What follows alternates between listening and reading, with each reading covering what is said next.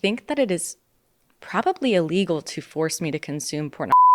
Yeah, especially when it's just not relevant. Not that it would ever be relevant. I know. But I mean, we're talking about marriage and family therapy. There is no, something that you said I thought is an important point here is that it's one thing to learn about things in a clinical setting or something that is written scientifically, objectively, clinically, but you're saying that the materials that you had to read were purposefully titillating. Yes, that's right. That's right. So it was supposed to be turning people on and this is what pornography does. It rewires your brain to desire certain things. That's right. And so that's the kind of content that you were being forced to read. Inoculated with. Yeah. And have we not learned that people don't like forced inoculations?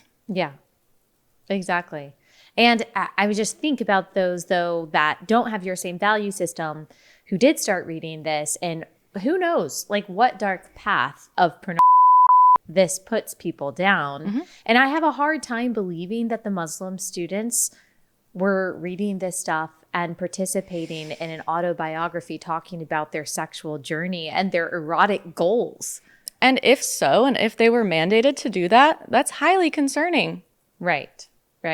So you wrote about this in the Wall Street Journal. Yeah. It happened last summer of 2024, and you wrote an op-ed detailing everything that went on, that you weren't able to get an accommodation, right? They basically said, no, you have to take this course. You have to complete this course. You decided to go public with it.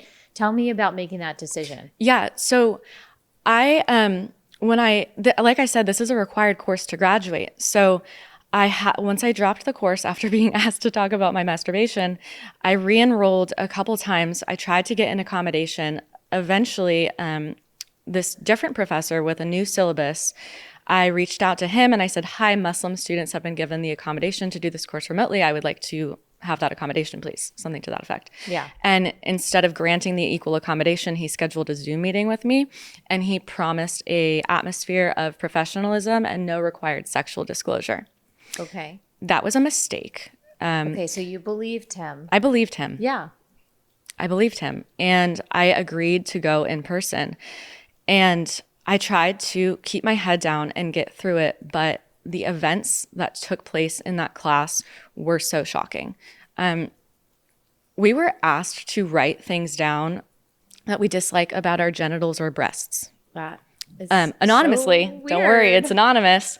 But we were to write it down, and then the professor gathered them up, shuffled them up, redistributed them, and then we read them out loud in the class. So that's not really anonymous. Or you did you have to mix and match? Like, did you have to read someone else's, or were you reading? Oh, that's okay. right. No, I was reading somebody gosh. else's. So I read something that somebody else disliked about their genitals. I mean, the teachers just sound like perverts, and they're forcing their students to play along in their fetishes. That's what it sounds like. I'm not going to call anybody a pervert, but you can. I mean, I'm just saying, I'm just deducing some things here. It's very strange. I know. So there was that. There was also this guest psychologist came in and said, quote, only trans women have that can blow up the world. Oh, gosh. Sorry. No, I mean, if they said it and you were forced to hear it.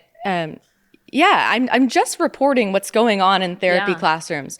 People are going to come at me and say that I'm a culture warrior. I was just trying to get my degree to become a therapist.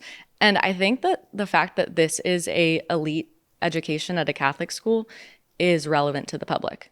What did you do when you were met with those assignments that you didn't agree with? Well, I kept my head down until this final class where we were shown a dungeon tour. So a female influencer was brought into a commercial dungeon. She was flogged, gagged, wrapped in plastic, had a knife drug across her upper chest area, made to jump up and down to humiliate herself, put in a guillotine. And watching somebody derive sexual gratification by humiliating and harming another individual was so disturbing to me that traumatizing. I mean, honestly, it kind of was. Yes. at the end of the video, the professor goes, "So what do you think? Who wants to try it?" And at that point, I just stood up and I said, no, I'm not doing this anymore. Are you the only one standing up? Yes. Yes. Did you ever talk to any fellow students who felt the same way as you? One reached out to me, actually. One did. He DM'd me on Instagram and he said something to the effect of, "I'm so sorry that you had an emotional reaction," because I did. I'm not ashamed of that. And, I think that the way that he presented this material was inappropriate. So that's one person. Okay. Some kind of solidarity or sympathy. It was more not sympathy. Even solidarity. Yeah. Yeah. Just sorry that you feel that way. Exactly. So I walked out of the class and I emailed the professor, I emailed the chair and the dean what had happened. I detailed everything that had just gone on. And I said, "I'm not going back to this class. I would like the remote accommodation that Muslim students were given. Please, please." Yeah. And they said, "No, drop the class or we'll drop it for you." Wow. And I said, so they gave these Muslim women an accommodation, but not the Christian woman. Yeah, apparently.